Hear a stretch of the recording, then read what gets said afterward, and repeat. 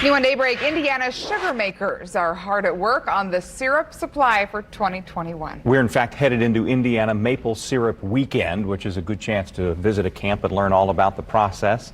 Nina Criscola got a head start and took that opportunity. Went out to Newcastle Rutherford Sugar Camp. Yes, that's right. And I never realized how little I knew about maple syrup until I visited that sugar bush. For just about 2, maybe 3 months a year, if they're lucky, sugar makers take advantage of the freezing nights and warmer days to give us our favorite breakfast condiment.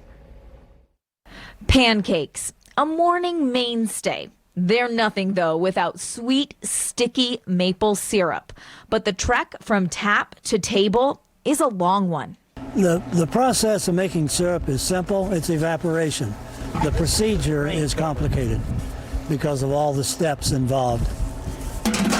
Dave Hamilton has nearly 60 years of sugaring under his belt, and this sugar camp has been running thousands of gallons of sap for 110 years. 2 drips to a heartbeat is pretty good. Typically, it would take 43 gallons of sugar water, you see them here up on the ceiling, to get down to just 1 gallon of syrup. But with advances in technology here at Rutherford Sugar Camp, just 11 gallons of sugar water are needed to get down to that 1 tasty gallon. It's pulling sap from these 6 lines. Those advances at Rutherford Sugar Camp include a vacuum system called a sap ladder and reverse osmosis to cut down time before the final stage of cooking.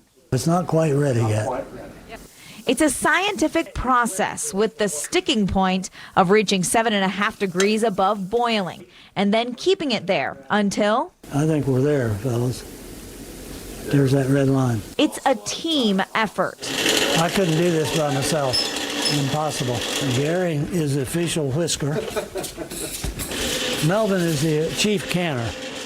And then what you get is a byproduct that's extremely healthy for you and tastes really good. Maple syrup's full of vitamins. B12, it's full of manganese, magnesium, it's higher in calcium than milk. And some say there's something in the Indiana sugar water.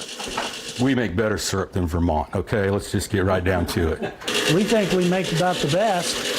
So the next time you sit down to that stack of pancakes, remember our Hoosier sugar makers. If you have the opportunity, you should take advantage of this and get your own inside look at sugar making. Tomorrow and Sunday is Indiana Maple Syrup Weekend. About a dozen sugar camps across the state open their properties up for you to come visit. And if you're thinking of maybe tapping a maple tree and trying your hand at sugar making, the Indiana Maple Syrup Association is a great resource for information and support. We'll have links to those both for the association and the Maple Syrup Weekend on our website. In the studio, Nina Criscola for Wish TV, wishtv.com, and follow us on Facebook. Gotta say, Nina, you got the whole newsroom bubbling over about this maple syrup. Oftentimes people ask us, how do we get our ideas? Sometimes we just talk to each other. Yep. Yeah, that's Tara, right. Exactly. tell the folks. We do, yeah. So I wanted to do this story, but unfortunately my schedule did not pan out. So I passed it along to a couple people, and Nina goes, "I'll do it." And so she got to go and do it. I've done this similar story in other markets where I've lived, and I've actually got to tap a tree. It's a lot of fun. And weather plays an important role too. So you need temperatures below freezing at night, and then you need the temperatures above freezing in the afternoon to get that sap really flowing out there.